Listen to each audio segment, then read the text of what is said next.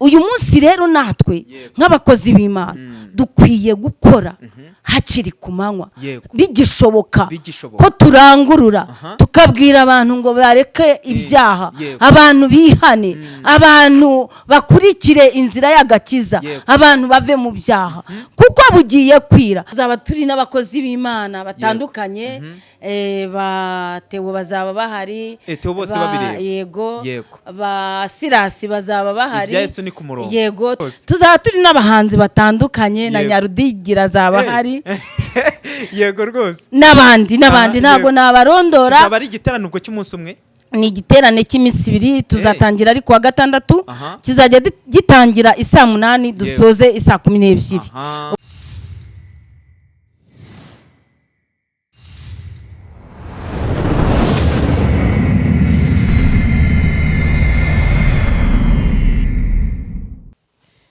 Turabasuje cyane mwese abadukurikira. Amahoro Imana itanga nabane namwe. Rero abakurikira Elayono Mountain Church turabashimira cyane kuko mukomeje cyane kutugaragariza ko mudukunda, bakanze subscribe, abasangiza abandi ibiganiro dukora. No kuri Imana ibaho umugisha cyane. Rero nkuko mubibona imbere y'iyi kamera tuhafite umushumba w'iri torero, twagira umugisha wo kugira ngo tuganire nawe. Rero hari abantu batamuzi bamubonye bwa mbere, nagira ngo rero abibwire, namara kubibwira arahita dusengera Imana, ubundi tuganire ku ijambo ry'Imana, anatubwire n'ibikorwa bigiye bitandukanye bafite muri iryo torero. Imana ibaha umugisha. Karibu mushumba. Murakoze. Yego. Nanjye ndabishimiye kubakira, kubana namwe. Yego. Amazina yanjye nitwa Bishop Ubugingo Lewonira, ndi umushumba w'itorero Elayono Mountain Church mu Rwanda. Dukorera umurimo w'Imana mu murenge wa Kacyiru mu karere ka Gasabo. Yego. Nkaba ndi umubyeyi ufite abana 6, abakobwa 2 n'abahungu 4. Yego. Ubwo ibigeretse kuri ibyo Imana iduhana umugisha. Abana murabafite? Abana turabafite, mperutse no gushyingira umukobwa wanjye mukuru Debora. No kuri Imana ibaho umugisha cyane. Yego. Ni bya bindi bivuga ngo bazasazana amakakama.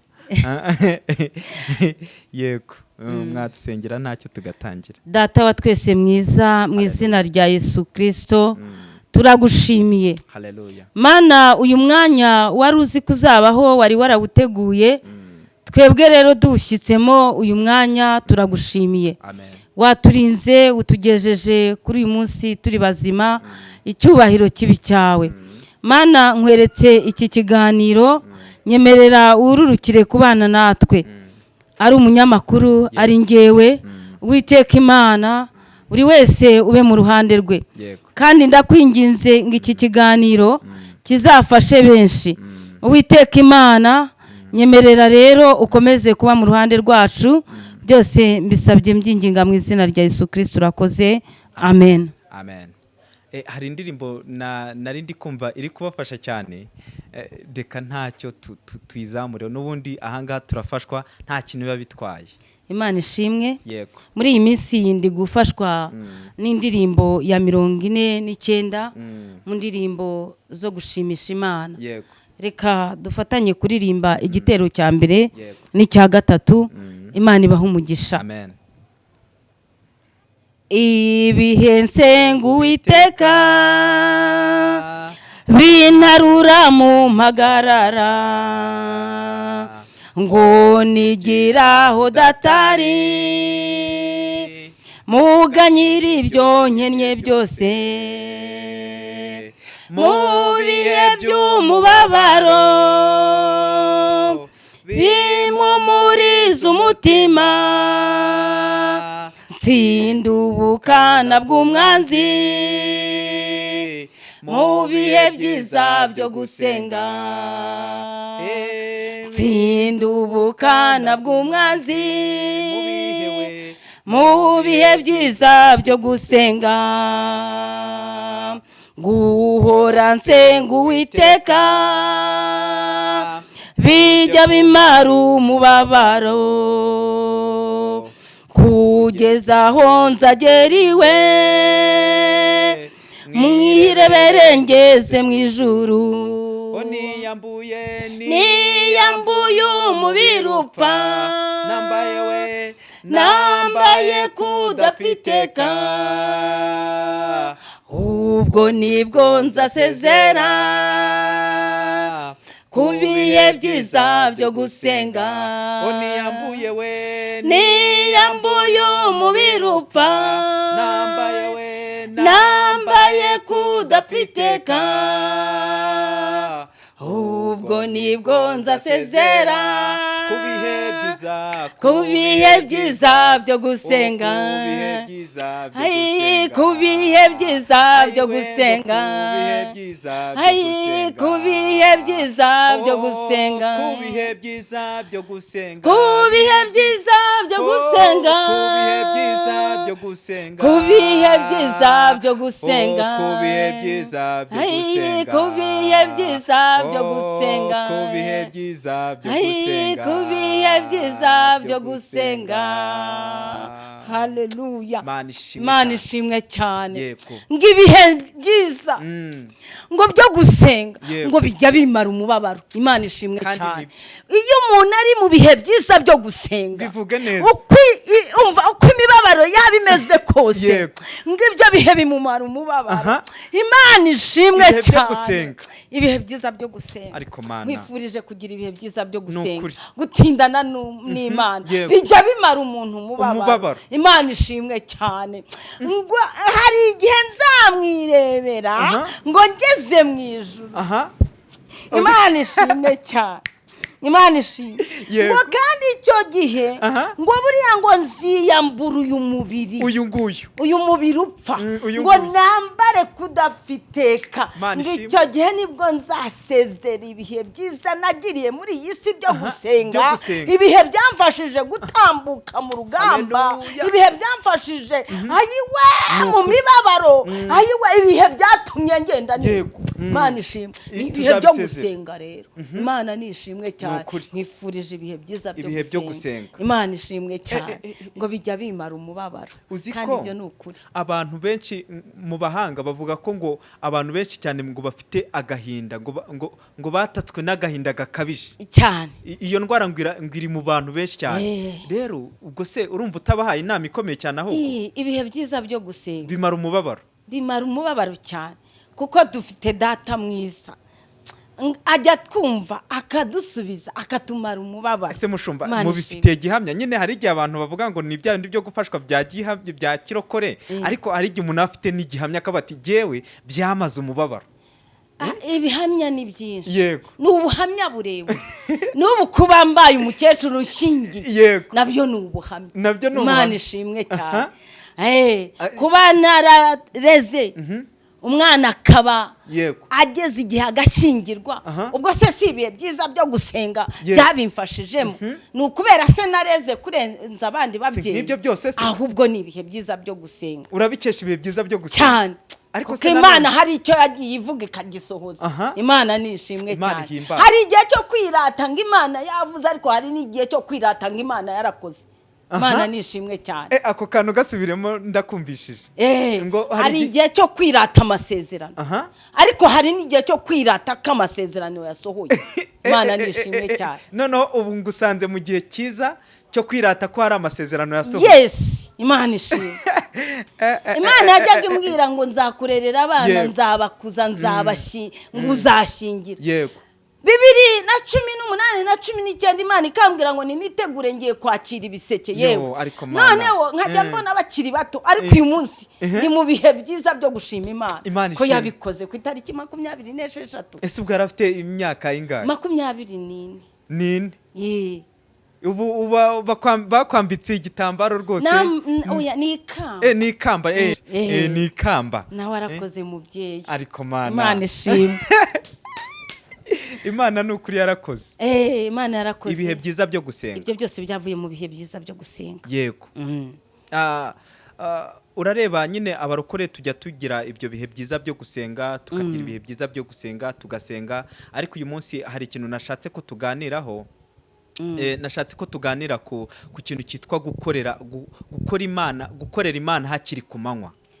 Yego. Ari byo birivuga. Rero mu minota mike ntago turi burambira abantu, turi buganira iminota mike ariko irimo umwuka wera. Imana ishimwe. Nagira ngo usobanurire abantu ku manywa ni ryari, nijoro ni ryari dukwiye gukora uwo murimo. Ayo manywa nyine ni ryari dukwiye kuyakoramo umurimo. Iryo joro mbese ni irihe tugomba kudakoramo umurimo.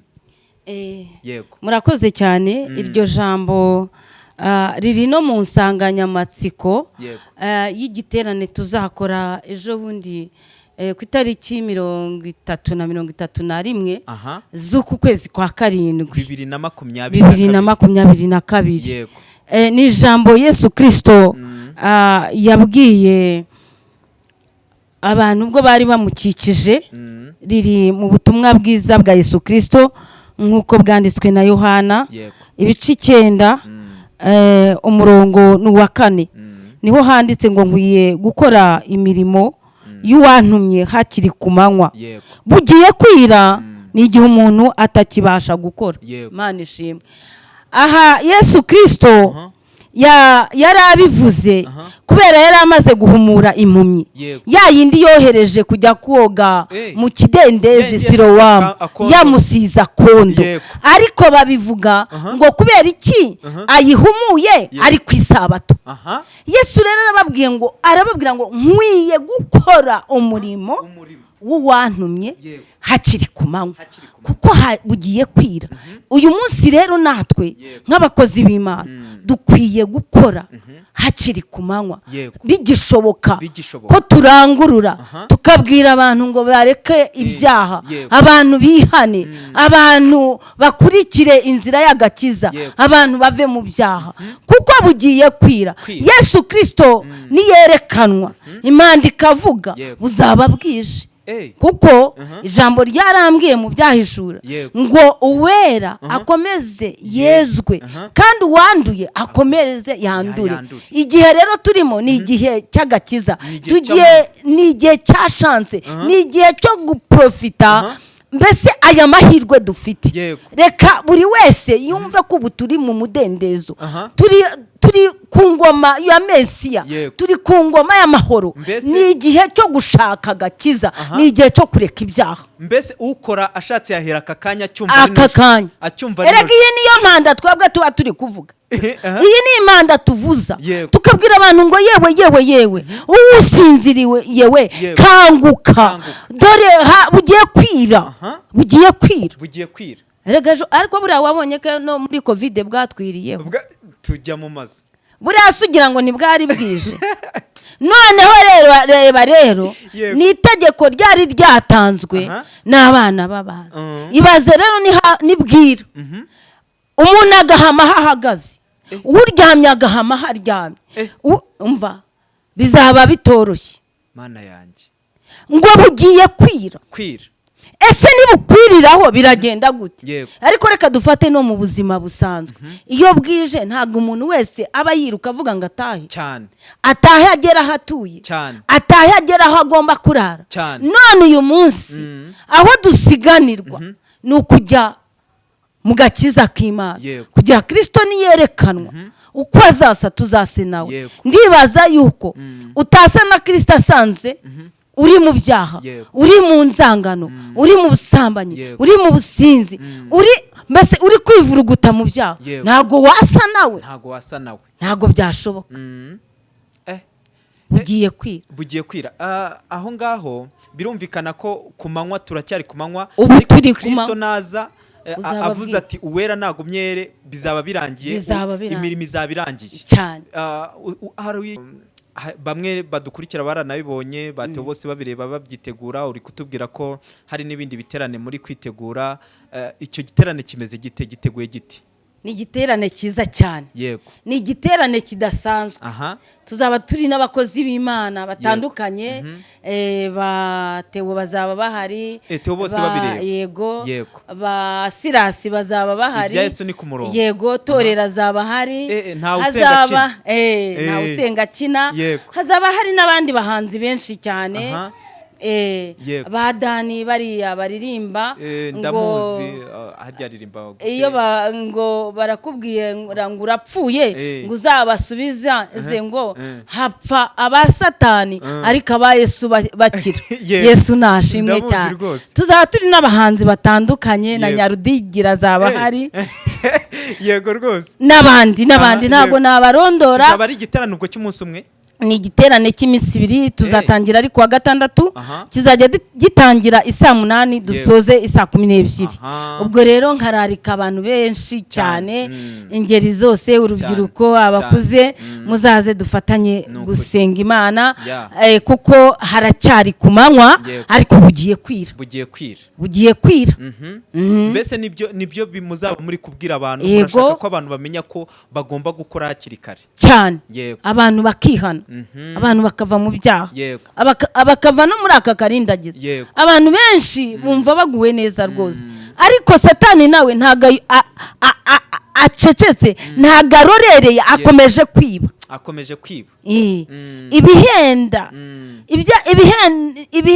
udushuka ashukisha abantu turagwiriye cyane, kandi abantu baravuga ngo niko byahoze, ariko siko byahoze.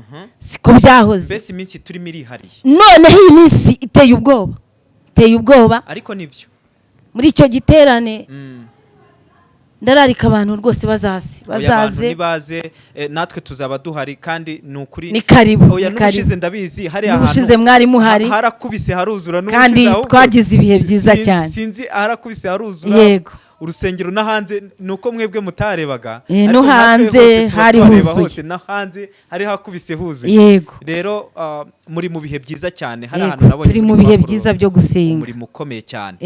Mushumba, rero harimo nk'abantu wenda babyumvishije bakumva babasapotinga mu biterane mujya mugira, mu murimo w'Imana mujya mugira, bakabahamagara kugira ngo mubane, bakabahamagara kugira ngo mubasengere, mwatanga nimero zanyu kugira ngo babashe kuba bababona? Yego, murakoze. Yego, nimero za telefone ni 07 82 64 43 19. yego, ndasubiramo 07 82 64 43 19. yego, wadukurikira no kuri channel ya Elayono, yego, wandikamo Elayono n'inyuguti ntoya, ugashyiraho n'inyuguti ya ma akadomo na ca, ndabwo wadukurikira. kandi wumva ubashije kudutera inkunga, kakora subscribe, ndabwo byaba ari byiza cyane, tugafatanya iri vuga butumwa. Imana ibahumugisha, muhezagirwe. Amen. Mushumba, mwasengera abantu kugira ngo Imana ibabashishe kugira ngo bakore umurimo wayo hakiri ku manywa. Data wa twese mwiza, haleluya, mu izina rya Yesu Kristo, iri ni ijambo ryawe rizima. Mwami Yesu, ni wowe warivuze, uravuga ngo ukwiriye gukora umurimo wa data hakiri ku manywa, utubwira neza kibasha gukora. Niyo mpamvu rero natwe turi abigishwa bawe, kandi tukaba Mwami Imana dutera ikirenge mu cyawe. Nyemerera rero aka kamwanya iri jambo ryawe warigezeho yumve asobanukiwe, yuko azi iminsi atambutsemo, ariko igihe asigaje akaba atakizi. Aharanire Mana gukora ibyo gukiranuka hakiri kare, hakiri ku manywa. Mana Data, nyemerera rero wigaragarize buri wese ahari hose, kandi nginze Mwuka Wera urarike ukore ku mitima ya benshi, kugira ngo bazafatanye natwe kuza kugirirwa neza nawe muri kiriya giterane. Urakoze rero Mana, dusabye Mwuka Wera ngakora ikidasanzwe, azabashishe abatumirwa, azabashishe ababonye iki kiganiro, mu izina rya Yesu Kristo. Uwiteka Imana, nyemerera ukomeze uhimugisha buri wese ahari, kandi buri wese akomeza akubone bundi bushya. Byose mbisabye mbyinginga mu izina rya Yesu Kristo. Urakoze. Amen. Amen. Imana ibahumugisha cyane. Amen.